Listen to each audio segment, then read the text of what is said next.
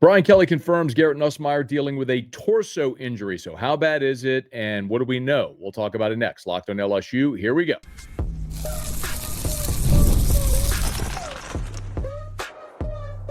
You are Locked On LSU, your daily podcast on the LSU Tigers. Part of the Locked On Podcast Network, your team every day. Okay, let's get it. It is Locked on LSU, your team every day. I'm your host, Matt Moscona. Thanks so much for making us your first listen. We're free, available wherever you get great podcasts, of course, on YouTube as well. So please subscribe. As always, one of the fastest ways to help us grow is by leaving your comments below. So thank you for that. And I can imagine there's going to be quite a few comments on this episode as LSU beats Florida 20-10. Brian Kelly, in his Monday press conference, recapping the Florida game, previewing the Southeastern game, is asked about Garrett Nussmeier, if there's something mechanically going on with Garrett Nussmeier. And Kelly concedes that there's a little more to it. You know, I'll be honest, and I wasn't going to get into this, but with you guys I will. You know, he's been slowed a little bit with a torso injury, and he's fighting through it, and he's getting better. And he's not going to be able to really shut it down until we get to the bye week. And I'm not saying that has had any of his troubles. I think he is a symptom of what I just answered from Wilson in that, you know, we're not ripping it, you know, on fourth down. You know, we're taking some plays away from him as well. And he's done a really good job. I think he managed the run game as well as he has all year. We got to let him get the ball out to the playmakers. That would be more of what has to happen. And then we've got to keep him healthy. That's the most important thing. Okay. So Brian Kelly acknowledges it's a torso injury for Garrett Nussmeier, but that's not the thing that's been limiting him offensively. It's the way that they've functioned offensively. Now, I know, because I know you, I know what the reaction to this is going to be. Eureka, we found the smoking gun. This is something, this torso, oblique, whatever you want to call it, it's something we've talked about here on Locked on LSU. It's something I've talked about on my radio show After Further Review. It's something I've talked about on my live stream Morning Scone. It's something that we've talked about on social media that everyone has been asking about. And the first I heard about this oblique torso was the Saturday before LSU played Clemson. That would have been August the 23rd. If you remember, LSU had what was supposed to be a scrimmage in Tiger Stadium. It ended up being just a walkthrough, and Nussmeier did not throw a pass during that practice. Now, I want to take you back further. So it was immediately after that I had someone call me and mention the torso, the oblique. I made about a half a dozen calls, and I will tell you candidly to people I trust within that program. And to a person, everyone insisted there was nothing to it. That there was nothing to the rumors. Now, let's connect the dots, okay? Brian Kelly also on Monday confirmed that this issue with Nussmeier started in camp, okay? Now, I'm looking. I have my camp notebook. For those who are watching, this is my notebook where I take my camp notes, right? So on Friday, August the 15th, it was day 14 of fall camp. They were indoors, helmets and shoulder pads, and Garrett Nussmeier was dressed, did not throw a pass. Whit Weeks also was on the bike, not dressed that day. Remember, that was the day that they gave them off. We met with Brian Kelly immediately after that practice, and he said, pitch count for Nussmeier, load management for Whit. They know they're going to depend on him, on those guys, and there's nothing to it. So the next day, they scrimmaged. They scrimmaged in Tiger Stadium. And so after that scrimmage, I made a few phone calls and was told Nuss scrimmaged fully. He was a full participant in the scrimmage, no limitation whatsoever. So, okay, so then I believe pitch count. Okay, just a pitch count. Like, if he was really hurt, they wouldn't have him go scrimmage full contact, or wasn't full contact, but wouldn't have him go full go in a scrimmage the next day. Fast forward, Saturday the 23rd, the practice that we all talked about, right? That we were there. Nuss, again, didn't attempt to pass on 8:23. We did not get to talk to Brian Kelly until the Monday, 8:25, which was the Monday before Clemson. So I asked Brian Kelly about Garrett Nussmeier not throwing a football, not throwing a pass on that Saturday, 1 week before Clemson. Here's what he said. This was on 8:25 the Monday before Clemson. When you get into the camp situation, we have I know it's not a great analogy, but we have a pitch count where we want to take our quarterback's load off, and all the installation was in, Matt. We were done with installation. So this was just more throwing. We wanted to wait and get into Clemson in game week. And so he'll be out there on Tuesday, practicing full. Okay, so he'll be out there Tuesday, but that was before Clemson. We know he played against Clemson. He played against Tech. He played against Florida. And the other thing of note here is that Garrett Nussmeier has not been listed on the injury report. Now, my first thought is, has LSU broken a rule where you are mandated now by SEC rule to disclose injuries and list players on the injury report? So after the press conference was over on Monday, when Brian Kelly disclosed Nuss's injury, I went and asked Brian Kelly off to the side, why hasn't he then been listed on the injury report? And Brian Kelly told me the only reason that players are mandated to be listed on an injury report if they are out or limited in practice. And Kelly said Garrett Nussmeier has been a full go in every practice. So this is where I'm connecting the dots, because I know what fans are going to say. I know what you're going to say. You're going to look at the offensive struggles. You're going to hear this from Brian Kelly and go, Eureka, that's why the offense is struggling. They're limiting everything because Nussmeier's injured, and they're not throwing the ball, and they're not stretching the field, and they're protecting Nuss because of the injury. I'm telling you, I don't think that's the case. I don't think this injury is limiting Garrett Nussmeier from throwing the ball down the field.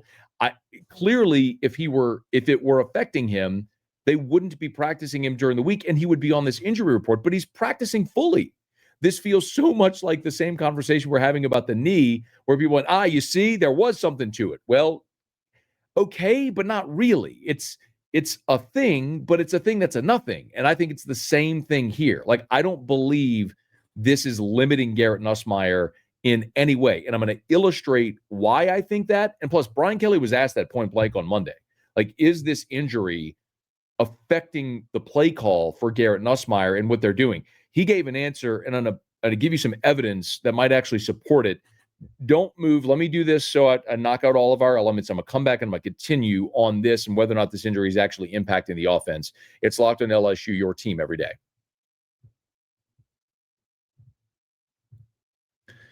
Quick question for all you college football fans out there. If you could go back in time and sit in the front row at your school's biggest rivalry game, what hat would you be wearing? Yes, I said hat.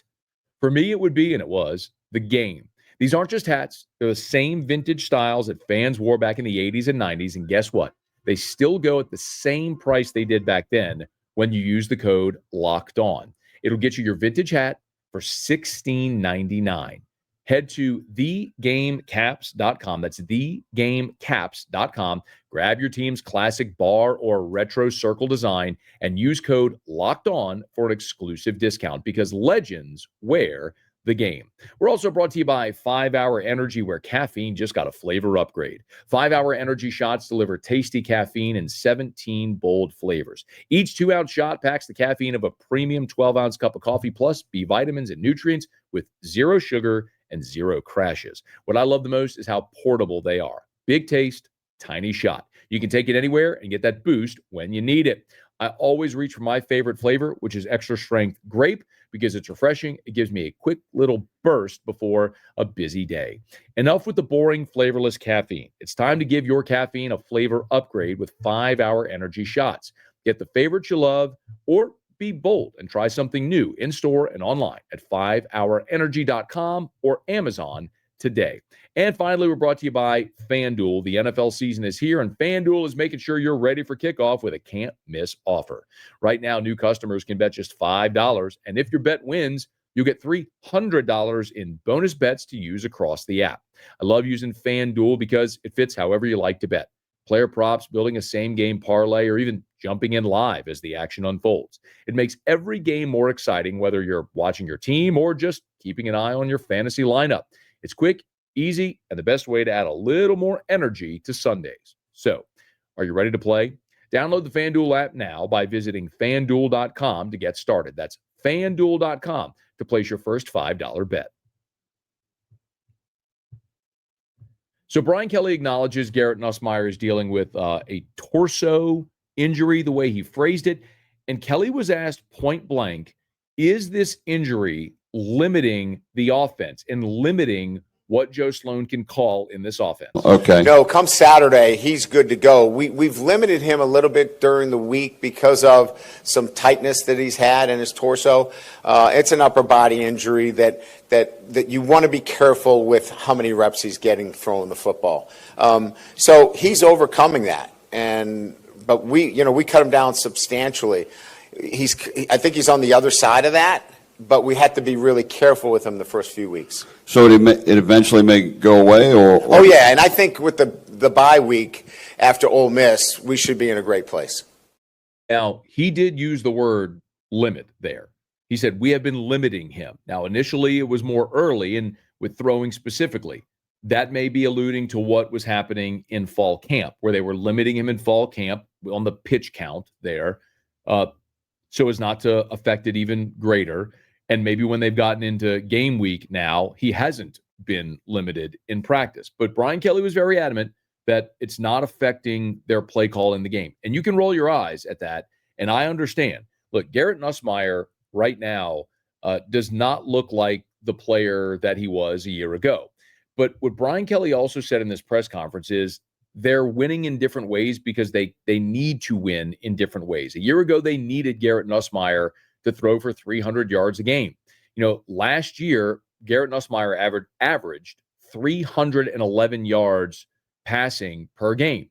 So far through 3 games, he's at 229. So about 100 yards under his per game average a year ago. Now, it's also worth noting that if you look at Garrett Nussmeier so far through 3 weeks, against Clemson, Garrett Nussmeier was the 5th highest rated player on the entire LSU offense. He was the National Offensive Player of the Week. Against Louisiana Tech, he was the highest rated player by Pro Football Focus on offense. And against Florida, he was the highest rated player by Pro Football Focus. What Brian Kelly is saying is that they are, in effect, asking Garrett Nussmeier to win the game differently for them. And I know for a lot of you, your impression of that is going to be, yeah, because he's injured. My feeling, and Brian Kelly has been adamant about this, it's not because Garrett Nussmeier is injured. It's because you have 5 new starters on the offensive line who have struggled mightily to run block. And what we've seen from defenses is they are dropping 6, 7 men into coverage.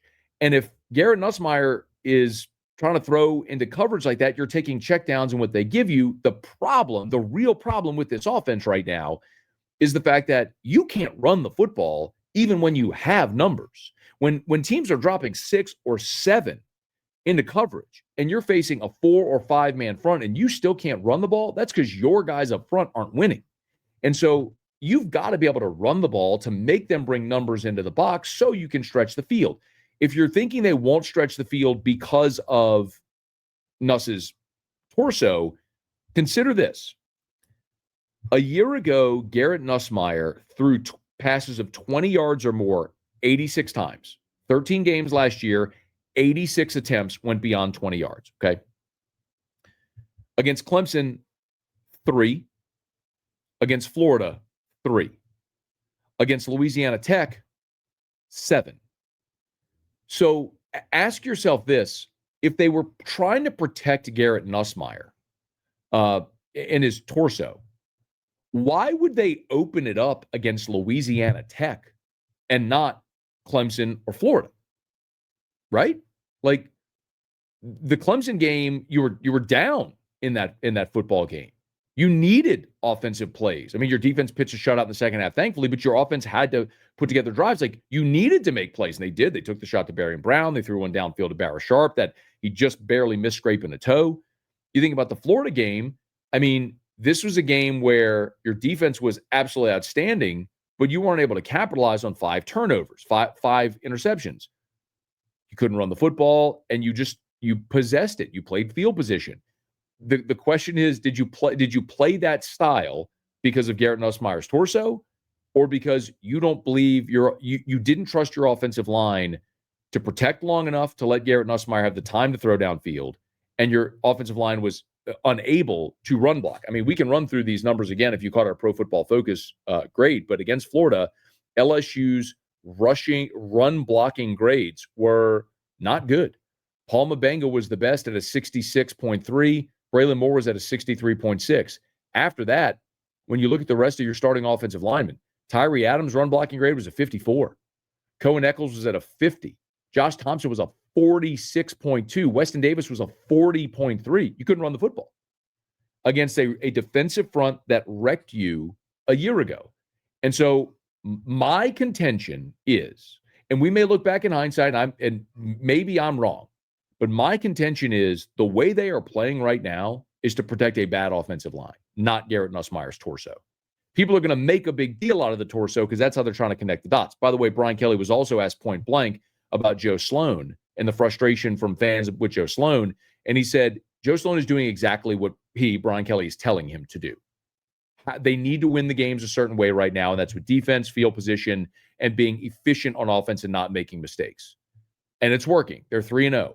Now, it is not going to work 12, 13, 14, 15 times. Eventually, you are going to have to open up this offense. You are going to have to be able to take shots downfield and hit them, because there's going to be a game where another team scores 20, 25, whatever it is on this defense, and you're going to have to go score. Are you capable of doing that? You got the athletes to do it. You got a quarterback that was a 4,000-yard passer a year ago. Can you keep that quarterback upright?